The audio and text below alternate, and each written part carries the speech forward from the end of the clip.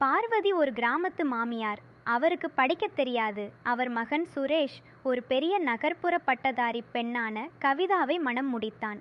கவிதாவுக்கு தன் படிப்பு மீது கொஞ்சம் கோரவம் இருந்தது. ஆரம்பத்தில் பார்வதியை கொஞ்சம் இளக்காரமாக பார்த்தாள். அத்தை, இதோ இந்த பேப்பரில் கையெழுத்து போடுங்க. படிக்க தெரியாதுன்னா அட்லீஸ்ட் கைரேகையாவது வைங்க. இது கூட தெரியாமல் எப்படித்தான் காலத்தை கடத்துறீங்களோ. என்ன பண்ணுறது கவிதா, எங்கள் காலத்தில் படிக்க வைக்க வசதி இல்லை. இப்போ நீங்கள் படித்தவங்க இருக்கீங்க, அதுவே எனக்கு போதும். ஒரு நாள் பார்வதியின் கணவர் சேர்த்து வைத்த பணத்தை எடுக்க வங்கிக்கு சென்றனர். அங்கே இருந்த ஒரு ஏஜென்ட் பார்வதிக்கு தெரியாது என்பதை பயன்படுத்தி கொண்டு சில வெற்றுத்தாள்களில் கையெழுத்து வாங்க முயன்றான். அம்மா, இதுல ரேகை வைங்க, அப்பதான் உங்களுக்கு பென்ஷன் பணம் வரும். கவிதா தூரத்தில் போனில் பேசிக் கொண்டிருந்தாள்.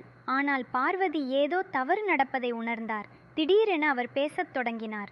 தம்பி, இது பென்ஷன் ஃபார்ம் இல்லை, இது சொத்தை மாற்றி எழுதுகிற ஃபார்ம்னு எனக்கு தெரியும். நான் படிக்காதவளா இருக்கலாம், ஆனால் அனுபவத்தில் படித்தவ. அத்தை, நீங்கள் சொல்கிறது சரிதான். இவன் நம்மளை ஏமாத்த பார்க்கிறான்.